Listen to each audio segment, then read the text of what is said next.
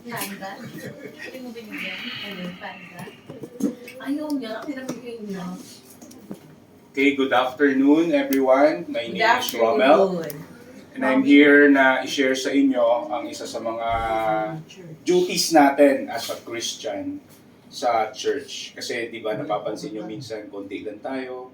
Minsan pumupunta tayo dito out of obligation. On top of that, meron tayong ang dami nating dala. So I want to define us. We are the church. The body of Christ. Christ called us to be united, but in reality, meron tayong hatred, meron tayong anger sa puso natin, meron tayong selfishness, pride, pwede nyo pang dagdagan to ng mga negative adjectives, pros. We are supposed to be God's people, saved and changed by Him, reflecting His light. But are we? What's wrong with us? And how can we make it right? So ang topic ko for today is, do we legitimately worshiping God? So before I start, I request everyone, please let us all stand. And I request Pastor John Pritz to please open us in prayer. Let's pray. Heavenly Father, we are asking wisdom from you. Kayo po ang kumilos sa aming mga isip at mga puso, munawaan niyo yung mga salita at ma-apply sa aming mga buhay. Bless rin po ang messenger na pinadala niyo po sa hapon po na ito. Bigyan niyo siya ng tapang, ng talino, how we're able to share your word in a manner na maunawaan po namin ng madali. So, pong panalangin namin in Christ's precious name. Amen. Amen. Purihin ng Panginoon, no? Kasi kanina, pagising ko sa umaga, ang sakit ng lalamunan ko. Di ba, kanina? Inuubo ako. So, sabi ko, baka hindi ko kakayanin. Gusto ko nang i-message si Pastor John Fritz na ang sakit ng lalamunan ko, baka paubo-ubo ako. Ay, hindi ko kayanin. Pero salamat sa Panginoon, binigyan niya ako ng kalakasan at will ng aking puso na kahit paano makapag-share po ako sa inyo for today. Ang isa sa mga question natin, no, minsan, di ba, kung naalala nyo, nag-discuss ako before, I shared to you the importance of going to church. So, medyo related to kasi we only don't go to church, but do we legitimately worshiping God sa pagpunta natin sa church? When you say legitly, ano ba yung legitly sa Tagalog? Legit. Tunay. Tunay, di ba? So, minsan sa atin, may mga moment tayo na dinadala natin yung mga problema natin sa church. Kung mapapansin mo, yung iba, habang kumakanta, hindi sila makapagkanta kasi paano ka nga naman kakanta kung merong naniningil sa'yo ng utang, yung ganun yung nasa utak mo, meron kang mga inisahang tao, or meron kang mga bagay na ginawa.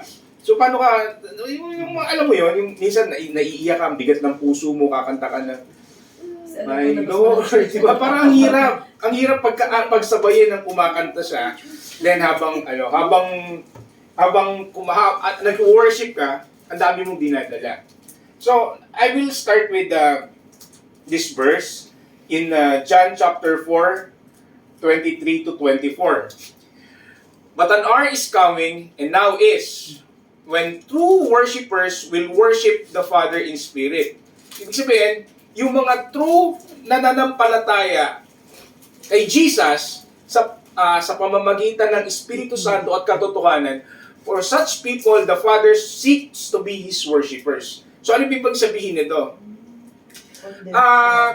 Kung i-scrutinize natin tong verse na to, ang hinahanap ng Panginoon ay yung tunay na naglilingkod at ang tunay na nag-worship sa Kanya sa simbahan. Kasi kung mapapansin mo, minsan tayo, di ba?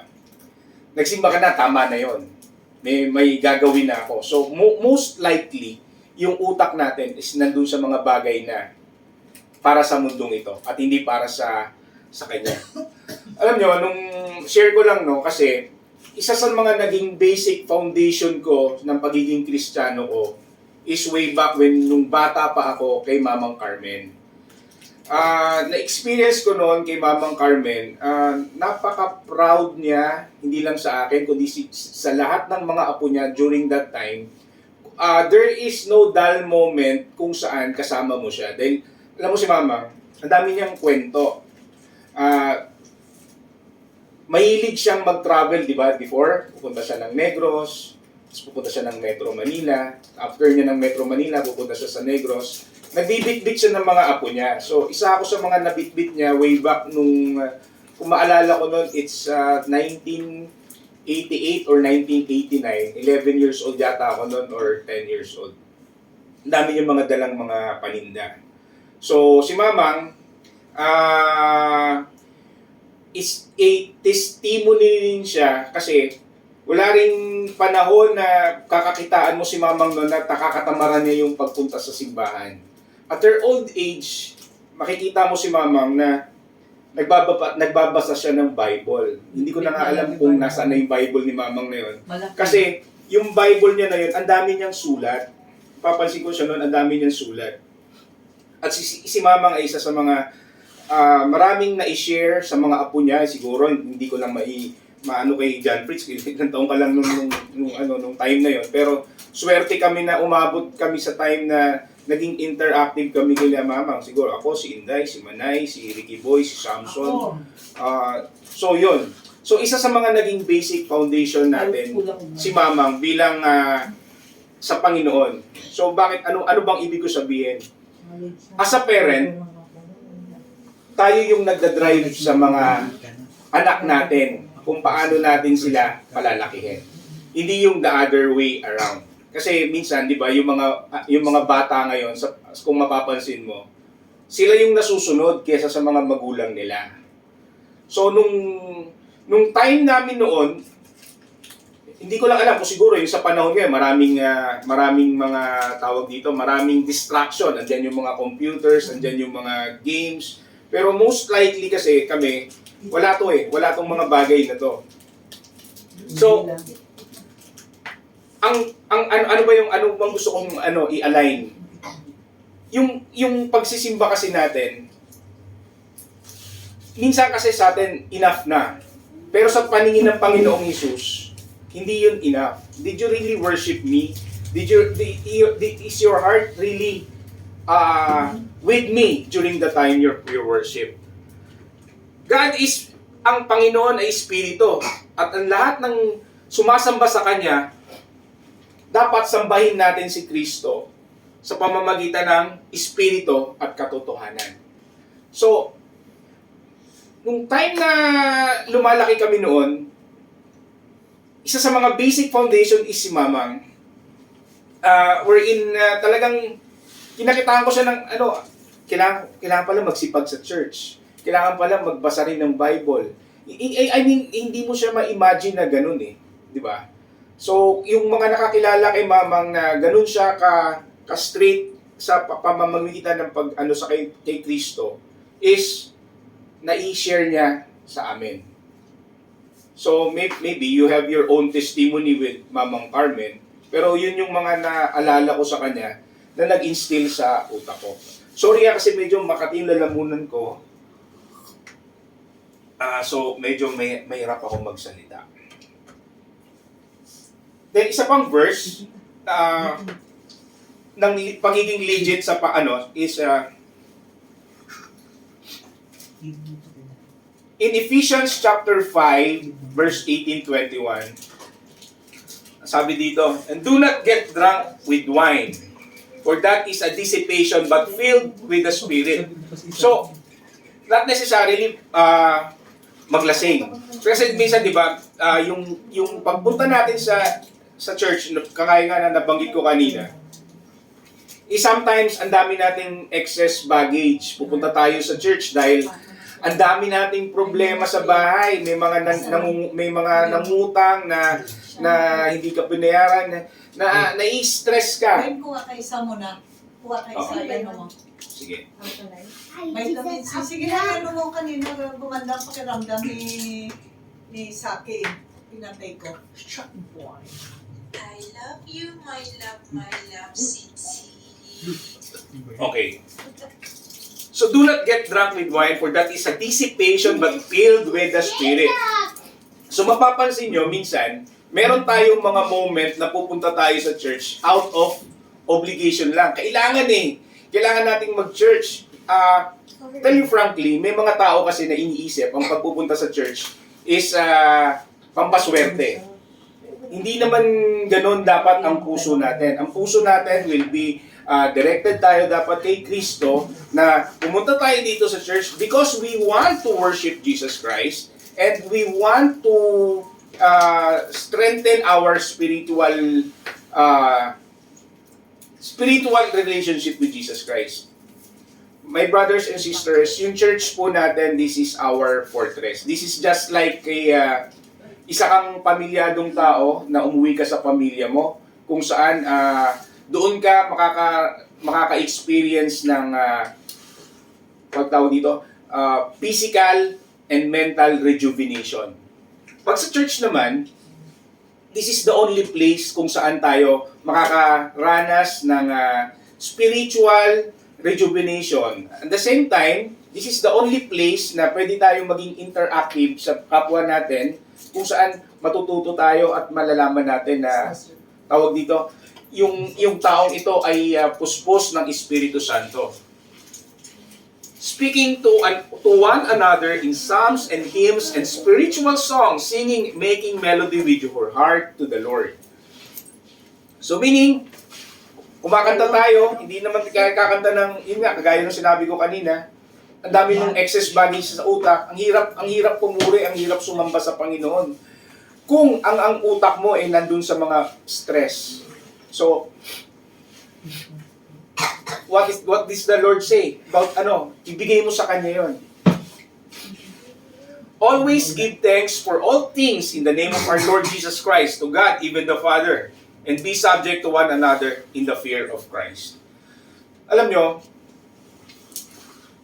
may mga bagay tayo na iisipin mo pa lang, alam na ng Panginoon na yung solusyon sa problema mo. Share ko lang, last week, I received a text from a person dun sa, nagkaroon kasi ako ng dinimanda. So before kasi, I was engaged in logistics business, yung sa tracking ko. So, share ko lang sa inyo, nag-text sa akin si Sheriff na willing na daw yung taong umanagbihado sa akin na makipag-settle. So it's a blessing in disguise kasi hindi ko naman ini-expect na makikipag-settle siya. So meaning, it's something na I'm thankful because it's been for a long time. Actually, maliit lang naman yung involved doon. Pero yung prinsipyo, yung pagod, yung everything, yung hirap. So, everything pays off. So, we have to consider some things na kahit yung mga maliliit na bagay, pagpasalamatan natin sa Panginoon. Kasi, isa yan sa mga bagay na kailangan natin ng alignment sa Panginoon para makapagsamba tayo sa Kanya ng tunay. Kasi, we really have to have a righteous heart na sa pagsamba. Kasi hirap sumamba kung ang utak mo is nandun sa mga bagay na makamundo. Imagine guys, one of the universal truth na hindi natin minsan matanggap is at the end of the day, iiwan natin yung mundong ito whether we like it or not. At kung ano man yung mga pinaghirapan mo, kung ano man yung mga tinapos mo, lahat yan is walang value. So, what does it mean? Diba? You remember yung sinabi ni isa sa mga pastor na pumunta raw siya sa States, ang haba-haba ng pila sa ang haba-haba ng pila sa Statue of Liberty, yung aakit ka dun sa pinakatuktok. Pagkadating niya, ang tagal ng pinila niya, siguro ang daming tao siguro yung mga tao na nandoon, let's say more than 100. So para makaakit ka dun sa taas, it will take you more than 1 hour para mapunta doon. Nung nakarating na sila sa taas, ay, ito lang yon. So, meaning, may mga bagay kasi na akala mo masasatisfy ka maring masatisfy ka. Pero after minutes or after how many hours, hindi ka na matutuwa.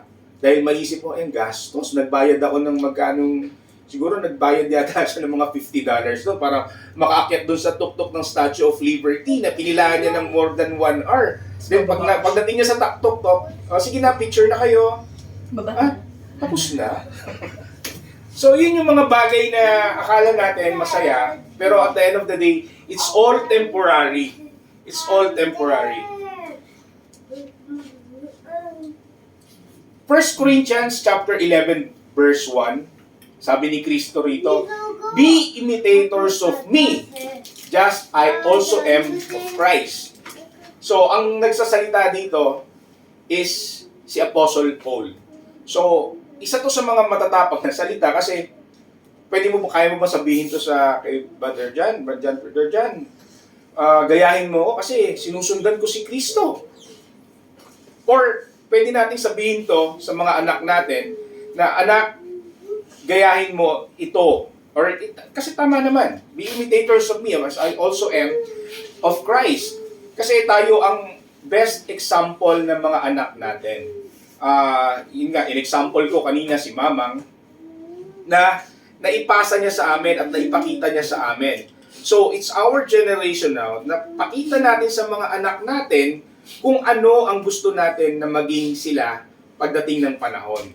Kasi, alam niyo po, yung mga bata na yan, yung mga children, nag-i-start sila ng mag-build ng foundation sa utak nila, lalong-lalo na yung values sa pamamagitan ng mga parents, grandparents, kung sino man yung pinaka-influencer sa buhay ng isang tao.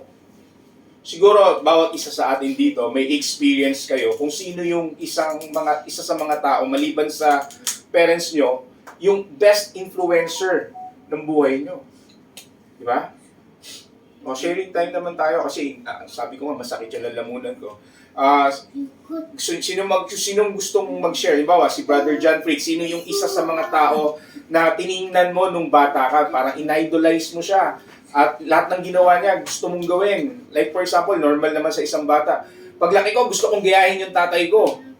Paano kung yung tatay niya is nag-a-addict?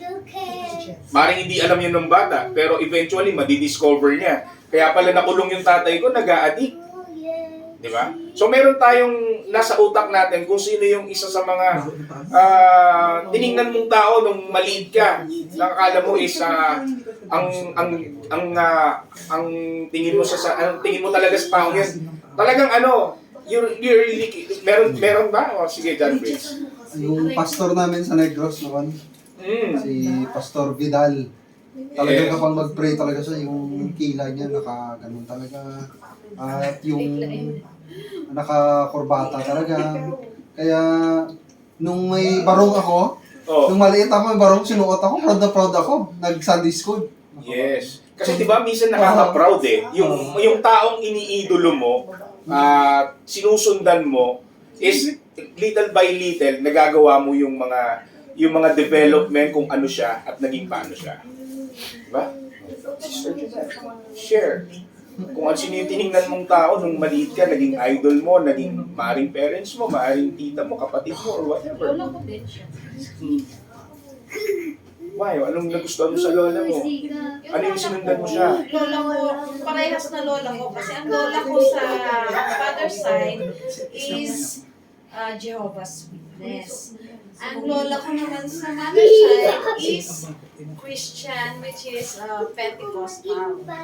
So, yung lola ko sa Jehovah's, though different yung religion, pero nakikitaan ko siya na talaga si Mamang, Mamang din tawag namin. Sobrang bait niya na, kasi 12 yung anak niya. Pero never siyang, hindi mo siya nakitaan na nagreklamo sa buhay. Dumating yung point, dati kasi meron silang marami silang kabayo, marami silang alagang manok, marami silang baboy. Pero lahat yun na-wash out. Dahil yung asawa niya na tatay ng tatay ko is, anong tawag ko doon? Tatay ng tatay ko is, Lola mo. lolo ko is, na ano siya, na accident. So, lahat ng meron sila na ibenta para lang to sustain yung, yung gamot ng lolo ko. So, yun. Nakitaan ko talaga si Mamang ng sobrang strong. Very strong siya. Nagpe-pray pa. Talagang, ang Jehovah's kasi, lumalabas sila para to evangelize. Talagang very, very sobrang, yung matyaga sila, na nag-house to house hanggang sa mga anak niya na niya yung gano'n na naging mga Jehovah's Witnesses sila. Pero sa tatay ko hindi niya na sa amin siya, sa Pentecostal siya nag-church yung tatay ko. Na nakitaan ko naman yung lola ko doon na mula bata kami pag hindi kami pumunta sa church, papaluin talaga kami. Tapos, kailangan may memory verse ka na isa na nire-recite mo talaga. Proud talaga siya pag nag-recite ka doon sa church na ano siya, apo ko yan. Alam mo yung pag may mga contest pa ng mga Bible, yung mga Bible drill, mga ganyan. Ang ginagawa kasi namin ng bata kami, from Old Testament, yung Genesis up to New Testament, yung Revelation. Tapos babaliktarin mo pa yun, i-memorize mo. Tapos baliktad mo pa yun, i-memorize mo, sasabihin mo din. Which is ako yung laging nananalong, Competitive talaga. Competitive ako nung bata ako. Tapos pag mag-memory verse kami, paramihan din, ako din. Ako nakikipag-compete din ako. So, nakitaan ko sa lola ko yung gano'n na talagang proud na proud siya, happy siya. Kaya natutuwa ako na gawin talaga yung gano'n. At gusto ko rin gawin ko yun sa mga anak ko. Kasi yun nga, di ba? During our growing up stage, lalo na yung mga bata, they're really looking up to someone na talagang ginagaya nila, ina-idolize nila, kung ano yung mga ginagawa nung maring tatay nila yon, kuya nila yon, kung sino man yon, malaking factor kasi yon sa paglaki ng mga bata. So, as a parent, even though hindi natin alam kung tayo ba yung ina-idolize ng mga anak natin, as much as possible, you have to inculcate in their mind kung ano yung sinasabi ng Biblia.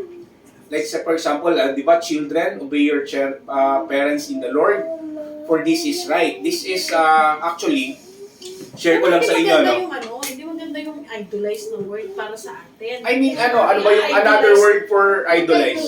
Follow. Follow. Idolize kasi, di ba, pag idol mo yung isang tao, parang ginagaya mo siya, di ba? Parang fina-follow mo siya. Nabibless ka. Parang dapat ang ina-idolize mo lang is Christ. Yeah. I mean, as a, kasi meron kang parang mentor. Kasi may mga Parang ina-idolize pagka mas ka, di ba, pag apprentice ka, or let's say, yun nga, yung mga bata, I address yung word na idol kasi parang, alam mo yun, gusto mo yun, not necessarily sasambahin mo siya. I mean, parang hindi siya magandang pakinggan pag inano mo sa mga bata yung idol. Not necessarily, kasi parang Inspiration. inspiration mo. Kaysa idolize. Parang ganun din yun. Ano sa Tagalog ng idol? Hindi Idol kasi negative yung Hindi, anong word, anong ano kasi ba? ang mga Catholic, ina-idolize nila, puro mga Idol, diba? ano naman yun? Very, sa kanila yung idol na... Iba naman yun, Diyos naman yun Oo eh. nga, Idolatry naman yung... yun nga, very Iba naman yun. Pero yung nag-gets yung point ko, yung idol meaning pina-follow or Favorite parang inspiration. Ano ba yung tingin ng bata sa tatay niya? Not necessarily tatay niya, di ba? Parang may word eh. Forgot kung ano yung word na yun. Pero Ano sa tingin mo? more on Kay Daddy. follow. So we have to as a parent, yun nga, di ba? Malaki yung factor natin na makitaan tayo ng mga anak natin na kung paano sila lalaki. So malaki talaga yung factor na kung may absence ng parents, ipag-pray nyo yung mga anak nyo, pamangkin nyo na lumalaki na mayroon siyang takot sa Panginoon. Alala ko nung bata ako, yung tatay ko naninigarilyo yun eh. Pero eventually tinigil niya. One time, nagsisigarilyo siya, meron siyang ginagawa, iniwan niya yung sigarilyo niya doon. Tapos pagtalikod niya, sinisigarilyo ko. Pinagalitan niya ako, bakit mo sinasigarilyo yan? Na-idol mo siya. Tawag dito. Masama yan. Tapos kinuha niya sa akin yung sigarilyo. Naalala ko yun eh. Tapos sinigarilyo niya. So parang naguluhan ako. Sabi ko masama sa kalusugan. Tapos ginagawa niya. So moving forward, so we have to be careful, lalo na sa mga anak natin, mga bata, na we don't teach them only, but we have to show them. Kasi magkaiba yun eh. Yung, di ba, normally, action speaks louder than words. Role model. Ayun. Yes. Na maging role model tayo. Yan ang pinaka-maganda. Kasi, mahirap yung kasi sa totoo lang, Model. sa totoo lang, nasa mundo naman tayo eh. Normally, hindi naman natin masasabing perfect tayo. But we really have to try our best to drive kung saan natin gustong pumunta yung mga anak natin. Kasi at the end of the day, yung mga batang yan will cling on to you as their parents. So, hindi natin kailangan mawala yung grasp natin, yung control natin sa kanila. Kasi, huli na ang lahat. Siguro yon. So, isa sa mga i-share ko lang sa inyo, yung mga celebrity ngayon na naging clingy or naging masunuring sa parents nila, kasi ano ba yung promise ng Panginoon? They will be successful. So, nung nag-work pa ako before sa EQ, isa sa mga model namin noon si Sarah Geronimo. Sarah Geronimo was more than 30 years old during that time. So, kung makikita mo yon, nakikita namin si Sarah Geronimo nun sa office namin, kasama niya nanay niya. So, imaginein mo yon, yung nanay ni Sarah, ever since nung simula nung career niya hanggang sa, I believe, hanggang kahit ngayon, nung siguro, na-realize na rin ni Sarah, Mami, it's about time na mag-asawa na ako. Siguro, isusuwayin ko na yung utos mo. Pero during that time, kumakain sila sa pantry, maririnig mo yung pag-uusap nila na very protective in a way na tawag dito, kung mag-command yung mother ni Sarah sa mga moves niya sa career niya, isinusunod ni Sarah. Pero, tingnan mo naman yung ginawa ng Panginoon kay Sarah Geronimo. She was so much blessed with material things. So, isa yun sa mga example ng promise ng Panginoon na pagka ginawa mo yung promise niya, He will surely bless you not only with material things, siguro, peace and yung mga words na pwedeng i-describe doon. Not only Sarah, si Manny Pacquiao, di ba? Mga successful na tao, si Tito Boy, na they are blatantly expressing their love for their children on national television. So, makikita mo naman how they are blessed. So, yung mga hindi masunurin, nasaan sila? Wala ng career, di ba? So, be imitators of me. Just also am of Christ. O si Charis, di ba? Medyo hindi niya sinunod yung magulang niya. Wala na siyang career. So, yung mga naipundar niya before, unti-unti na nawawala. In 1 Corinthians chapter 10, 31 to 33. So, I'm bombarding you with scriptures, so para alignment lang. So, hindi yung mga sinasabi ko rito is based on the Bible. Hindi ko lang inimbento to. So, 1 Corinthians chapter 10, 31 to 33, in alignment with the legitimacy of being worshipped. Whether then you eat or drink or whatever you do all to the glory of God. So, ibig sabihin nito, kahit pala nakaupo ka lang dyan, nag-worship ka sa Panginoon. Kahit pala, kumakain ka, nag-worship ka pa sa Panginoon, kahit umiinom ka, kahit anong gawin natin, do it all to the glory of God. Give no offense either to Jews or to the Greeks or to the church of God. Just as also please all men in things na naghahanap ng, Tagalogin ko to, just I also, kahit na i-please mo lahat ng tao na gumagawa at naghahanap ng hindi niya mapaprofit to, but the profit of the many so that siya po ay maliligtas. Lalo ko binaguluhan. English mo na lang. Just as I also please all men.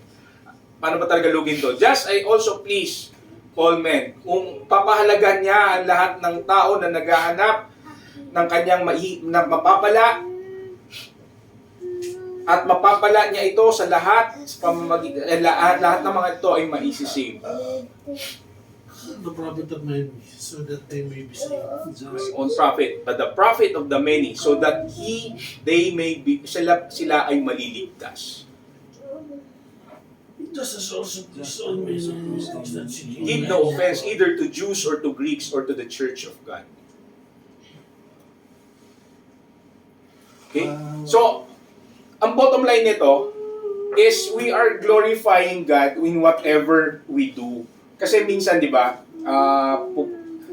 mapapansin nyo ngayon, di ba, ang daming nababalitaan kayo road rage sa kalsada. Kasi inuna nila yung flesh nila. So, minsan, mag-pray tayo bago tayo umalis na i-guide tayo ng Panginoon. Kasi minsan ako, guilty rin ako dito eh. Lalo na nung nagdadrive pa ako ng truck. Alam mo naman gaano kalaki yung truck. That was 16 feet na kahaba. So, traffic, tapos yung mga kasabayan ko, talagang mga hardcore na truck driver talaga, yung mga nagtatali pa ng mga tuwalya sa ulo. So, imaginein mo, makakalaban mo ng ganon, lalabasan ko pa ng tubo. Yung mga konting pagkakamali, mainit na yung ulo nila, mumurahin ka nila, gago, ganyan-ganyan. Minsan nakaka-trigger, di ba, as a driver, kasi minsan lalaki tayo. Nakaka-trigger minsan yung nananahimik ako dito, tapos puunahan ka, tapos mumurahin ka. Imaginein mo yun, parang ang sarap habulin, ang sarap bungguin sa gilid, para lang, pero imaginein mo, kailangan ko may uwi ang pamilya, worth it ba to, Panginoon, napatulang ko itong mga bagay na to. So, minsan, kailangan mong just let it go and pray for it. Ito yung structure ng pagkakaroon natin ng legit worship, no? Yung honor God's authority structure. So, in the latter verses is, sabihin ko yan, then honors Christ's amazing sacrifice. The amazing sacrifice, this is Jesus Christ who died for us on the cross. And ito yung honors God's authority structure. May structure po yung pag-worship natin. Hindi lang tayo basta mag-worship. Meron pong sinusunod na structure ang Panginoon. Now, in 1 Corinthians chapter 11, verse 2, now I praise you because you remember me in everything and hold firmly to traditions just as I delivered them to you. So, meron pong mga traditions. Nung di lingid sa inyo, no, nag-Saudi ako. Alam nyo, sa Saudi, yung mga tao doon, kahit year 2000 na, ang damit nila, pare-pareho. Pansin nyo? Naka-white sila na, tawag dito, naka-white sila na parang yung sa pare. Abaya, di ba? Tapos meron silang nilalagay sa ulo. So kung pupunta ka sa mga, sa mga department store, ang daming ganun na puro damit. So, minsan, nagtrabaho ako doon. Sabi nung isa kong katrabaho na Egyptian, what's the purpose of buying a clothes daw? Kasi yung inner garment nila, mga forma, yung mga talagang yung mga Giordano, yung mga if I will put a tube daw, no one can see me. So why will I buy this? Sabi ko, sure, tradition. It's up to you. Kasi, parang mandatory sa kanila na magsuot ng... Parang ata kasi sa kanila, parang bawal magsuot ata ng dalawang klaseng tela. Dapat isang klase, parang dun sa yung sa law ni Ni Moses ba yun? Parang Pero ganun. imaginein mo yun, Lord ni Moses. kumbaga parang kung doon ka lumaki at ganun yung fashion mo mula bata ka hanggang pagtanda mo, parang boring, di ba? So, yun yung parang naging tradition nila noon. So, one time, ito kwento ko sa inyo. Nung 1999, nandyan ako, naiwan ako ng bus namin. So, imaginein mo, paano ako uuwi during that time. Kasi hindi ko alam kung ano sasabihin ko sa taxi. Dahil yung taxi, hindi marunong mag-English. So, Happy man. paano ko so paano ko uuwi? Ang uwian na nun, tawag dito, ang way of ano lang nun is telepono eh. Esrado na nga yung office. Paano ko uuwi? So, salamat sa Panginoon dahil merong isang Pilipino na dumaan during that time na tinulungan ako. At ang maganda pa, Christian siya. So, may mga ways si Jesus Christ na hindi kanya pababayaan talaga. Kasi imaginein mo yun, first time ko nun sa Middle East, na wala ako sa grupo namin, nagkaiwanan kami. All of a sudden, hindi ko na alam paano uwi. Kasi meron kaming bus from work, tapos dadaling kami sa pinaka-barracks namin. Naiwan ako ng bus. So, pagdating ko doon, sabi ko, iiwan Anyway, it's a long story. Pero ang nangyari noon, merong Pilipino na dumaan, buti na lang, nandun siya, tapos na-explain ko kung saan ako nakatira. And then, praise God, dahil naihatid ako sa villa namin ng unharmed. Buti Batang-bata pa ako nun. Buti hindi 21 lang ako nun. dinala ka sa desert, tapos ano. Hindi, uso yun nung time na yun. Yung mga walang bigote, kasi wala akong bigote nun eh. Yung mga Arabo kasi, pagka nag-stay ka sa Saudi, kailangan mo magpatubo ng balbas. Otherwise, hindi, ayaw talaga tumubo. So nung panahon na yon, nakala nila, kasi may mga may mga ibig sabihin yan, yung mga bigote-bigote na yan. May malalim yung nila ron, malalim yung religious belief nila sa Middle East. Kahit yung mga babae during, ewan ko lang that was way back 2000 Yung mga babae nun, hindi pwedeng lumabas ng walang takip yung ulo. Hindi nila pwede pakita yung buhok na yun. Hindi nila pwedeng pakita yung mga lang. Tsaka hindi sila pumapasok. Kumbaga, ang may authority lang na magsimba, lalaki. Yung mga babae nun, hindi hiwalay sila, hindi sila pwede. So, ang daming hiwalay babae lalaki. Ha? Sa restaurant, hiwalay din babae lalaki. Pero yung, kumbaga, kung babae yung sanay ka sa western, hindi ka siguro maboboring ka sa Middle East during that time. Dahil lahat ng rights mo, bawal. Hindi ka pwedeng, kumbaga ito lang makikita sa'yo eh. Pero may ibig sabihin yon. Ang ibig sabihin nun, loyal yung babae sa lalaki. Pagka meron siyang, pagka yung babae is walang takip sa mukha pero meron lang siyang ganun, they consider it's parang Single. hindi. Parang pokpok yung tingin nila dun eh. So, parang ganun yung pagka tumambay ka dun sa isang area, tapos mag-isa ka lang, wala kang takip sa mukha, daw yon? Pokpok daw yon, yung babae na yun. O parang bayarang babae. Ganun ka, yung hardcore sa Middle East. Nakakatakot naman yung may takip eh. Pagtanggal mo, lalaki pala. Pero ginamit ng yan. Kasi nung time na yon, kasagsagan ng gera ng Iraq tsaka ng US during that time. Cold War. Yung strategy na yon, nagamit nila yon versus US. Yung pala, may mga AK-47 sila na baon under. Mga lalaki pala. Oo, mga lalaki. Kunyari babae. Oo.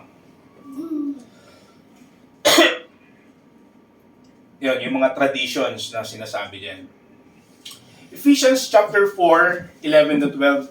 And he gave some as apostles, and some as prophets, and some as evangelists, and some as pastors and teachers. So it's sabi dito, binagbigay ng authority ang Panginoong Hesus-Kristo regarding sa sa legitimacy of worshiping na nagbigay siya ng authority sa mga apostol, sa mga propeta, sa mga ibanghilista, sa mga pastor at sa mga guro.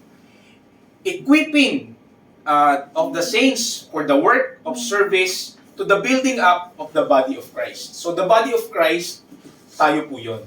Yung mga tao, hindi itong simbahan natin, kundi tayo mismong mga tao na nakaupo dito na sumasamba kay Kristo, tayo ang kinukonsider ni Jesus Christ na body of Christ. Remember, si Kristo po na ngayon ay Espiritu. So, tayo po ang tayo ang ano sa kanya na tayo ang bibig ni Kristo. Some of us nahihiya tayo magsalita. That may be your personality, pero there's something wrong with you. You have to pray for that kasi how can you evangelize? How can you spread or how can you be a tool in the ministry if you doesn't know how to talk to other person? So you have to pray na magamit tayo ni Jesucristo sa kanyang kaharian kasi hindi tayo pwedeng manahimik na lang mga brother and sister habang buhay. Kasi sa panahon ngayon, napaka-bilis na. So, siguro masasabi natin privilege tayo kapag inabutan natin ang rapture. Pero at the end of the day, hindi natin masasabi yan. Sabi ko nga, one of the universal truth is all of us will die. We have to accept that. All of the person, lahat ng tao, alam naman ninyo na we have a lifetime on this planet. Sooner or later, you will go. Kung ano man yung naipundar mo, kung ano man yung naitabi mo, kung ano man yung natapos mo, all of that will go to waste together with your body. So, as much as possible, we have to strengthen our belief in Jesus Christ as early as now. Kasi hindi natin alam, maring mag-rapture na. Kasi nakikita na natin andyan na yung gera, yung plano natin pumunta ng Israel. Baka hindi na natin magawa. So we have to double time our time now kasi maring sabihin natin, busy ko kasi, pasensya na. What if bigyan ka ng sakit ng Panginoon, bigyan ka ng cancer, magiging busy ka pa ba? Siguro araw-araw nasa ospital ka, makakapa-check up, hindi mo na pwedeng sabihin, busy ka, meron kang gagawin. Kasi gusto mong mabuhay, gusto mong mas tumagal pa. So as much as possible, as early as now, let's do our share in the kingdom of God. Kasi at the end of the day, we really have to leave this planet and ano na lang tayo, magiging ala-ala na lang tayo ng mga naiwan natin. May napanood nga ako sa isang reel sa Facebook, yung namatay siya, ilang oras kang iiyakan ng mga kamag-anak mo, then after that, magpapakain sila, mga ganon. So, it's a sad reality na totoo yun. So, we have to really prepare for the second coming of Christ. In Hebrews chapter 13, verse 17, obey your leaders and submit to them, for they keep watch over you. Souls as those you will give an account, let them do this with joy, and not with grief, for this would be unprofitable to you. Imaginein mo, yung leaders natin, makakausap mo. Huwag na muna si Jesus Christ. Siguro yung natin dito, yung, for example, Santa Teresa. Dumating yung boss niya, magbibigay ng mga commands. Siguro she will give her boss the utmost respect para makinig. Hindi niya siguro gagayahin yung si Gabi or si Zion, natatakbo-takbo siya habang nagbibigay yung instruction yung boss niya. So magagalit yung boss niya sa kanya. So we give our respect, we give our respect, our utmost attention to our leaders. Okay? Hebrews 13:17. Then in 1 Corinthians chapter 11 verse 3, I want you to understand that Christ is the head of every man, and the man is the head of woman, and God is the head of Christ. So, ito yung isa sa mga main factor ng structure ng pagkakaroon ng legit worship. You have to acknowledge that Christ is the head of every man. At yung man is the head of woman. Di ba? And God is the head of Christ. Kasi minsan, di ba, yung ano natin, yung side ng mga lalaki, minsan, it's a general appropriation ng mga lalaki is commander, ang tawag nila sa mga babae. Normal yan sa office. Bakit late ka? Kasi si commander, di ba? So ano tayo, lalaki? So we have to solidify our stand in our family na tayo ang head of the family, not the girl or the other way around. Kasi if that's the case, hindi tayo align sa structure na binigay ng Panginoong Jesucristo na the man should be the head of woman. Kasi kahit si Kristo, nagpa-under siya kay God. So medyo kasi God is the head of Christ. So medyo ito yung teaching about Trinity. Though na-discuss naman to ni Brother Fritz nung mga nakaraan, medyo mahirap i-understand nung the word Trinity kasi imagine mo tatlo yung Diyos. So medyo nagkawatak-watak yung religion dyan. Ayun yung ayun pa rin yung pinaglalaban ng mga Muslims na parang isa lang daw dapat ang Diyos, yung si God lang or si Allah. Kaya parang sabi na, parang ang question nila, hindi nila naintindihan. Sino si Jesus ba daw na-consider na Diyos? Parang gano'n. Kasi ang isa sa mga problem na nakita ko dyan, iba kasi yung binabasa ng mga Muslim. Quran yata, di ba? Parang sila yung Quran kasi parang meron din part ng Bible. Siya, Old Testament, parang gano'n.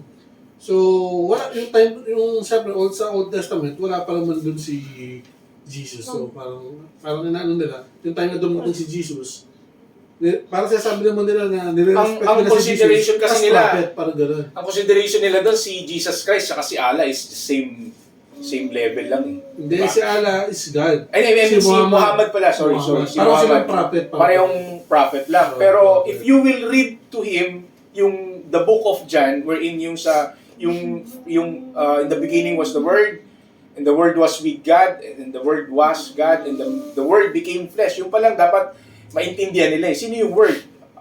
Doon pa lang, ano yung panama nila doon sa verse na yon. So mahirap balik na rin yun. Kaya lang, ang question is, do they acknowledge the Book of John of the Bible ng mga Muslim? Actually, hindi lang Muslim Yung New Testament iglesia sila. ni... Wala silang New Testament, no? Ang nila yung mix, ang pagturo nila, mix na Jew, mix na Christianity. Parang namili lang sila ng gusto nilang lagay. Mix, kaya... Actually, hindi lang Muslim, pati yung Jehovah. Jehovah, yung Iglesia ni Cristo, they don't acknowledge Jesus Christ as God. But if you will try to read him and make him understand the book of John, na chapter 1, in the Word became flesh, how will you understand? Kasi yung Iglesia ni Cristo, masarap makipag-debate. Kasi ang ginagamit nila, Bible. How come na hindi mo naiintindihan yung Bible mo? Ang defense nila doon, the minister is the one studying the Bible, not the members. Yun yung lagi nilang depensa. So, tatawag sila ngayon ng ministro. But, wag na tayong makipag-ano sa kanila. So, it's not their belief. You just pray na let the Holy Spirit guide them, na open their eyes. Kasi at the end of the day, kapag yung Holy Spirit naman ang nag-guide sa'yo, kahit naman gaano pa katindi yung hardcore mo na paniniwala doon pero pag binuksan ng Holy Spirit yung understanding mo, it's finished. Kaya maraming mga iglesia ni Cristo ang tumiwalag na makikita mo ngayon sa Facebook na nagrarant about their church simply because na open up yung minds nila. Actually, marami ngayon. Yung sinasabi ni Brother Fritz na yung si Senior Aguila, ganyan. Marami ring followers yon, si Kikuloy. So, actually, yung religion talaga, gawa lang ng tao yan. We have to be wise enough to understand na ang religion is gawa ng tao. At ang religion ay paraan ng tao para makalapit lang kay Kristo. So, let the Holy Spirit guide us in studying the Bible. Kasi pag wala yung Holy Spirit, mahirap intindihin yung Bible. Kahit na ilang beses mo basahin yan, kung hindi ka guided ng Holy Spirit, hindi mo siya maintindihan. Kasi may mga religions na umusbong na hindi naintindihan ng Bible na nagtayo sila ng mga sariling religion nila. Yung mga breakaway group ng ibang mga religions. In 1 Corinthians chapter 11 verse 7, for a man ought not to have his head covered, since he is the image and glory of God, but the woman is the glory of man. Ito yung sinasabi ko kanina na yung ulo ng mga yung panahon na yon. Kasi it's more on ang sinasabi ko kasi inyo ngayon is more on history to. Kasi we don't have ba't ba tayo nag-aaral ng history? So, the history will not repeat itself na magkamali tayo. Kung nagkamali tayo before, hindi na tayo magkakamali dahil alam na natin. Yung nagko-cover yung ulo. Di ba yung mga Muslim, may mga cover pa sila sa ulo. Okay. Ito yung sinabi ni Kristo, for I have come down from heaven not to do my own will, but the will of Him who sent me. And also in Luke chapter 22 verse 42, Father, if you are willing, remove this cup from me, yet not my will, but yours be done. So ano bang sinasabi ng verse na to? Magpasakop tayo or kung ano yung structure ng Panginoon, doon tayo pumunta. Kasi ginaguide tayo ng Panginoon not only to bless us. Actually, magtaka ka, minsan kabahan ka na pagka nagpunta ka ng church, hindi ka nabibless. Parang wala lang. It's just another day. So meaning, hindi na nag-work yung Holy Spirit sa inyo. Let's pray for that na kasi kahit si Kristo to for I have come down from heaven. Si Jesus Christ yan. Not to do my own will, hindi yung kagustuhan niya. But the will of Him. Sino ba yung Him? Si Jesus Christ na nasa heaven, who sent me. Also in Luke 22:42, Father, if you are willing, remove this cup from me, yet not my will, but yours be done. So yun yung ang will ng Panginoon pare. So we have, Jesus Christ submitted Himself to God the Father in heaven, so dapat tayo din. Yun yung sinasabi dyan. Lastly, to honor God in our worship, we must honor His established authority structure. Yun yung mga verse na binanggit ko kanina. May I request all of us, please let us all stand. Let's ask and in prayer. Let us stand please as we give glory to God. Father in heaven, maraming salamat Panginoon sa araw na ibinigay niyo po sa amin at kami po Panginoon ay nanalangin sa inyo na patuloy kayong gumawa Panginoon sa amin. If there are 2 or 3 persons gather around to worship you, you are in our midst, O Father. You know the wants and needs of everyone, Father. You know their heart. Father, bless us and help us, O Lord, in our daily task, Father. Bless us, Father, as we continue to glorify and honor your name. Thank you for your Son, Jesus Christ, who died on the cross for our sins. We give back to you the glory and honor in Jesus' mighty name. We love you, Lord. Amen. Amen. Amen.